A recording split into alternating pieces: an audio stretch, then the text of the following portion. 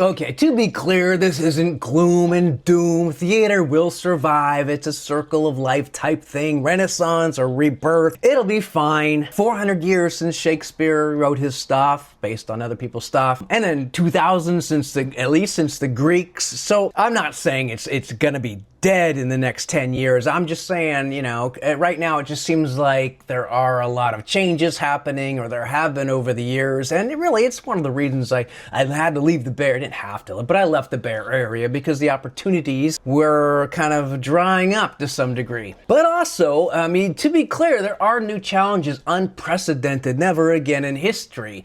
People have new devices, TV or movies. Well, I guess those aren't new. Family theater has been fighting against that for a long time, and yet people still go. That's like saying, oh, the radio, it's going to replace theater, or those darn books. Man, since Gutenberg, no one's going to see a show. There are new things as well, though, video games and other forms of entertainment, but I still think there are always going to be people that want to go out and see a show. Live theater, not just a movie, but live theater. So there'll be opportunities to perform and places to see these events, and it doesn't have to be just Broadway or the West End in London. They're the big cities, and we want the small cities to have opportunities for performers and for people, so they don't have to spend an evening driving 80 miles to go see a show in the big city. But economic conditions do challenge that, which is one of the reasons people or shows or venues have closed. There's rent to pay, volunteers. Volunteers just become people that want money for it, which is understandable. But a lot of theater relies on those volunteers, especially the actors. I grew up, it was most of the time you didn't get paid and you were fine. It was a hobby. It was just playing with your friends. And as for the Bay Area, like I said, that's where I grew up. A lot of my, early adulthood was in shows. Just dozens and dozens of them, over a couple hundred performances at least. So those opportunities were important to me. So watching them dry up sucked. It really was a bummer. I would at first not know, the internet wasn't as big, so I would have to ask directors or people oh, where's the show going? Where can I audition? Or where can I be a part of it? And that helped. So it was word of mouth. A lot of it was word of mouth. But with places closing, then it's hard once again to find out places to perform. But here we go. These are places that I performed. There are places I saw shows or auditioned and didn't get in. But these are places I actually performed in shows. So I'm just going with my knowledge. That's why I'm doing it. But there are other people with different stories to tell. Now, as far as one of the first places I performed and started doing shows was Positas College. I did a dozen there over the years. There's long breaks between shows. More of them were towards the early years, but even later on, kind of trickled in once and then. So it was mostly as a student under 4 different directors. 1 dozen shows. Now, as far as the current status, it's still there. Just not really for adults the same way I think the newer directors or kind of people in the theater want it to be just for the students, which is fine. And again, when I was there as a student, it benefited me a lot, but we also had adults back then. And so it kind of the community pays the taxes. So it's a whole bit of arguments there. I'm just saying, for me, that was my experience. And yes, it's still there. So people are still doing shows there. At least students are, the kids. Second place was in Livermore, California. One of my first things. I only knew about this because I asked somebody about it. I did one play at Asbury Church, Asbury Methodist Church in Livermore, California. One play, it was called Wilderness. And it was kind of exciting. One of the first times I actually sang on stage, and I was pretty nervous about that. Very small community, fun group of people to be in. I think we only did 2 shows, but it was a good project. I even made my own pipe for it. Oh, and as far as status, still there. I guess they do shows every October. Next is Hayward Little Theater. Wow. Yeah, I had auditioned there over the years for quite a long time. Never got in anything until Oklahoma came, and that was a terrific experience. I actually had a great deal of fun because I think that was my first show there, so it was just great. I could talk, that's a whole different video, but I had a lot of fun performing there, and wonderful people, and just a fantastic experience. It's just, that theater's an excellent place to perform. The next thing I did was Dark at the Top of the Stairs, a play. Yeah, it was all right. Then I did Urinetown, another great experience. I had a good role, but that was a lot of fun. So my memories from the Hayward Little Theater are pretty much all great. Tale of Cinderella, did not sell very well. It was still a fun thing to be a part of. And my fourth thing I did there was 110 in the Shade. So that was also another great experience. So quite a few things over the year. Now, current status, kind of gone as far as the group. I mean, Hayward Little Theater changed its name, Douglas Morrison Theater. And, well, if anything, it shifted. They still do kind of some musical events, but in the way it used to be, as far as these like big musical productions or plays, definitely gone now. So they do some choral events, some city things, but nah, I would say for an actor's standpoint in an audience, it's definitely shifted far away from what it used to be. Now, it could come back. It could, resurge, rebirth, renaissance. Okay, stage one theater. I never saw anything there for the longest time, and then I finally heard about auditions for Crazy for You and had to get out there. Almost didn't even audition because I couldn't find the turn. The sign was really small, so I almost just went back home, and who knows what would have happened. Then again, maybe they would have called. I don't know. It's hard to say, just that one decision. But anyway, did Crazy for You. Wonderful experience, and I had a great time. I saw more shows there over the years, but I hadn't done anything in probably 10 or 12 years until Fiddler on the Roof came along. That was a phone call. Went out, had a great time. It was good to be back. Old memories and stuff like that. I enjoyed performing there a lot. And then West Side Story was next, right after it. That one was a little mixed. I don't know if it was the best choice for me, but it was still great people, great staff, wonderfully talented cast. It was was I a great fit? I don't know. Anyway, current status. Unfortunately, that one is gone. I couldn't even find the website. I think it's completely gone. So they had done what a lot of theaters done. They shifted to children's productions because there's a little bit of money there with parents paying for it. Children's summer classes and all that. Teach them to act. Not a bad idea. But it's gone. I think I don't think there'll be any more shows there, or it's shifted away. So, and again, maybe it'll come back. I don't know. Broadway West, Fremont, California. I don't know if they mentioned the other one was Newark, California. Fremont, California. This was here. That place was there for a long time. Decades. The only time I got out there, I'd been out there to see a couple shows, maybe audition, but it was when they did Dr. Jekyll and Mr. Hyde, and that was probably, I think, my best. I'm not saying best as in it was my favorite acting role ever. It was just huge and so many lines and the opportunity to emote, and it's a very powerful role, even though it was written 80 years ago. I had a lot of fun with that one. My first and only show out there. I did go to their next year's Generals, which I'm not a fan of that. I'd rather just audition for shows that I think I could be in instead of, but I went to there it was for A Few Good Men and a couple other things. Got called about a couple things, but it wasn't really the roles I wanted, so I didn't do anything. And the theater, gone. That's a pity because it really was a place for a lot of play. I mean, I wish I had auditioned more, done more stuff there. It was just a fun little venue. Had a few quirks. There are no restrooms backstage and just stairs, so handicapped people could not attend. So there were some issues with that, but it was just a nice theater.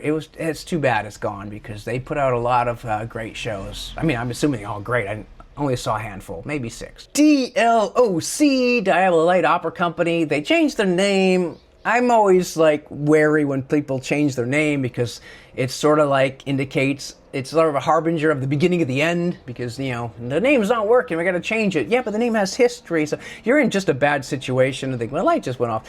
That to me is a disappointing thing. Anyway, going back in time, 110 in the Shade I did with them, my first show. Wonderful experience. I had a great time with that. And then I went back a couple years later for Carousel.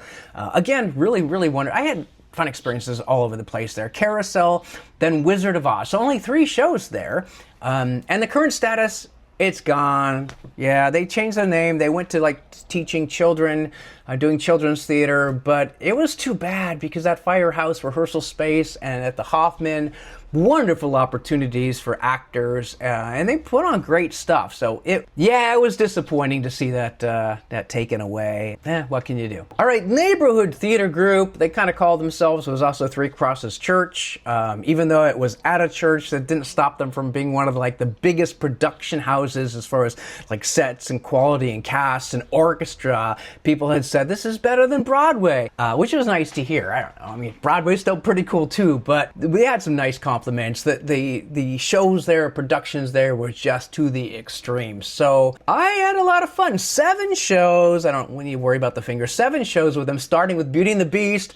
My first one, in a lot of ways, my favorite. New experience, outdoors. So performing outdoors was pretty cool. I had a blast for that one. That was just a start of a trend of like so many years of doing productions out there, whether in the summer or Christmas or Easter. They are all just wonderful. In fact, wonderful. Second production was Wonderful Town. Some interesting stuff happened during that time, but the show went on, and again, outdoors, the last outdoor one I'd be a part of there. Wonderful Town was a good experience, and then it went on to Prince of Egypt a few years later. I had written the kind of the libretto for it, or the script for it, but I never was in it the first time. And then they redid it. They lost one of their characters, so I got to be in it and actually do it. And I think when I got the script, hey, somebody changed some of my lines that originally. I mean, it was fine, but it was like, I did not write that. And there was an English error. That's not mine.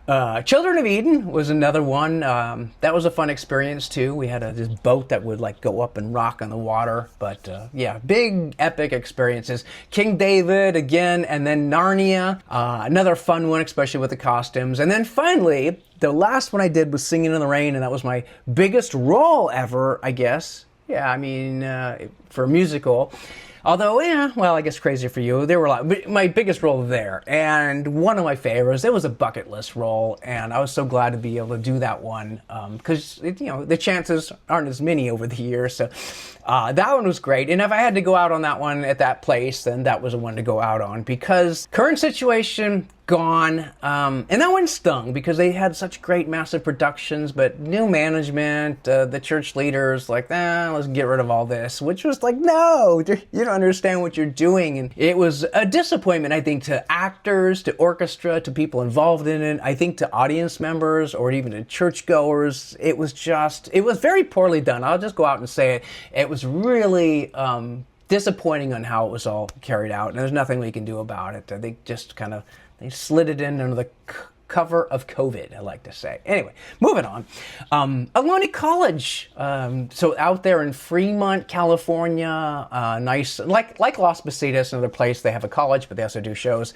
That was only 2 shows with them. Miss Saigon, my first one, and Sweet Charity. They were both excellent productions. It was just awesome performing outside once again. It's hard to find opportunities to do that. So both of those went really well, and yeah, I gotta say, I had a lot of fun in those. I did go out there and see other productions, not too many, but some, and other auditions. One was Phantom of the Opera, and they wanted people there like 6 days a week. And I said, this is volunteer theater. I'm not coming out 6 days a week after work, but they can ask what they want, and we can agree or not. Current situation, yes, they're still there. They're doing Once Upon a Mattress pretty soon, and then Heather's. They can be tough to find. I mean, the students know about it, obviously, and maybe people in the area, but I don't know how well they advertise, or maybe they're not even trying to get the main community to see the productions, but they could really do with some better advertising, because to me, even the website, I couldn't even find it when I was looking for it. PCRT, Pacific Coast Repertory Theater. Repertory is getting in, like every site's gotta be repertory. I don't know, like Academy, repertory, these buzzwords, won't get into that. 2 shows, Fiddler on the Roof and South Pacific. And they were just great productions, especially because it's so small. The Firehouse Theater is so small. The fact that they can pack in like equity and a small orchestra and like 30 people casts, it's just amazing what they can do with a very small theater. Current status, unfortunately, they are gone. I think it was just economics, couldn't compete, COVID didn't help, other theaters. I wish I did more with them because they were so close to home. I was like, when I did shows, I was like walking there, walking home. So to have that ability was great. So it's too bad. I would hope something grows, springs up again in that area because, yeah, with all this stuff going on, there's opportunities for new theaters. They just got to get past the challenges they all face. All right, Role Players Ensemble, RPE, is one I knew kind of, never did a show. It was pretty close to home too, Danville. I mean, with traffic, it could be a commute, but only one show, Redagore, and I wish I had done more with them. They were a fun group, and the quaint little theater in the town hall in Danville. I mean, you can go out to eat nearby, the parks, just a beautiful place. I mean, Danville, if you can be in Danville, be in Danville. Beautiful place. I just loved everything about it. Unfortunately, gone. Yeah. different challenges. They just didn't survive. Too bad. And other things do occur there, but at least for role players, gone. Oh yeah, I guess I'm getting down to the ones where I just did one show. California Theater Arts in Walnut Creek. I did Peter Pan. I was very young. Wonderful production. I mean, the sets, I mean, back at the time, like I said, 25,000. I thought, dang. And I mean, it's still kind of a lot today. But they went to town on the sets. I had the flying. They went all in. Great, but I think economics didn't work. So unfortunately, yeah, gone. They probably disappeared 20 years ago. I don't even know how long. But I just remember it being a wonderful production. But yeah, gone. Another one and done, Crosswinds Church. I had been going to the church there. They decided, let's put on a show, Mickey Rooney type thing. One show, Sin in the South, melodrama. The one and only time I've done a melodrama, although murder mystery feels like melodrama sometimes. It was fun. It was just a good project, and the director wanted to do that. The church authorized it, and we put on, had a decent turnout and fun times. So that is gone. As far as I haven't seen another production done in all the years. I haven't really looked that hard, but I don't think they do any more shows. I think it was just a one-time only thing. Church is still around though, and moved from Dublin, Pleasanton, it's in Livermore, California now. One of my most favorites, University of London Theatre.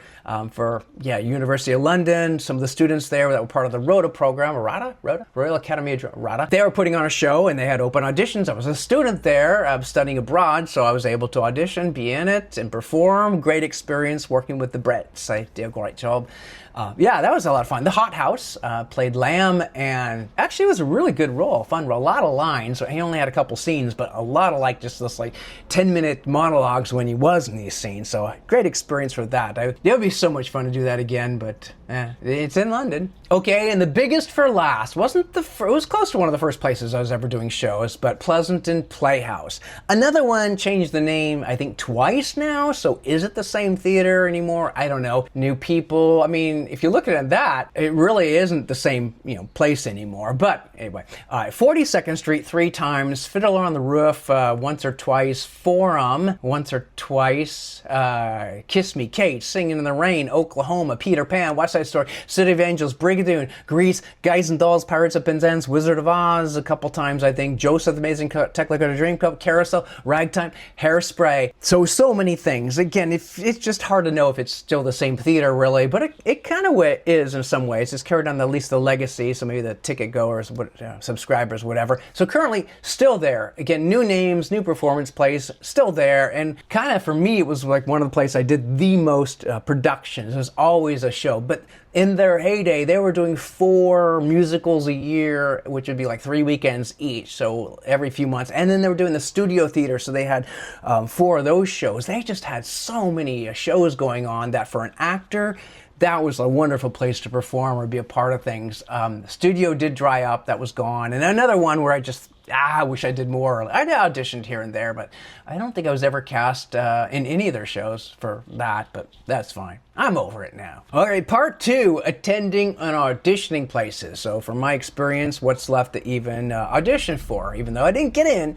CCMT, Contra Costa Musical Theater, they were sort of like the sister company of DLOC. I mean, they shared a lot, but still were competing for ticket sales and even actors when the shows came along. I only remember seeing Sweet Charity, Will Rogers Follies, and Grease. I liked them all. Grease, I don't know. But 3 shows, very impressive. They were at the Hoffman Theater too, so they would do these really large-scale productions and a great job. I really liked Sweet Charity, actually. It was the first time I saw that one. But they were a great company. Unfortunately, gone. Website says back, and we're back now in 2023, but it's 2025 now. I think they kind of tried to come back after COVID, but maybe ticket sales or for whatever issues, health, people were still getting sick. They did close, and I think they're closed for good now. So could be a rebirth later. I don't know. Maybe the time you're watching this. Maybe. Livermore Valley Opera. I did the website for a while, so I definitely know this kind. In fact, probably about half the theaters on this list I did the website for a while. I saw a few shows there. There's one of the older ones, and one of the ones I first started getting experience, at least knowing of them. I just never did any shows with them. I don't even know if I auditioned. I'm not an opera singer, but they often have opportunities for people, the supernumeraries, or people to perform with them as choral, whatever ensemble. But it just never happened. And to be honest, it's not, for me, just not the most exciting thing, the operas. There were a few I liked, but Also, there are a lot that I just like, it's not for me. Current status is that they are still there, still doing shows like several a year, so they've done well. And they hire like equity or union or professional singers. That helps. Livermore Shakespeare, they won audition, I think, for Romeo and Juliet. I just wanted Romeo. They might have offered another role, I don't know, but I'm like, nah, just Romeo. They offered another role in one called The Seagull, and like I looked it up, like, nah, I think it's an overrated show. I'm not going to get into that, but I actually saw it and was like, yeah, I'm kind of glad I didn't take the part. But anyway, I don't want to put down the shows. It just wasn't for me. I like to say it's not for me. It's still there. I think it's known as Spark now. I'm not sure what's going on with the names, but I don't think they do it at that big house in the corner on Cannon, where it's just so much fun to be out there if you bring a blanket on their performance nights, because if you don't, you're just going to not see the show or hear the show because your teeth are chattering and you're freezing in your blanket, which you didn't bring. Yeah, current status is they're still there, still doing stuff, which I think I said. Okay, City Lights. City Lights is one in San Jose. There were a few down there. I guess I forgot the name. One, I think it's a different company that did, well, I'll get into that later.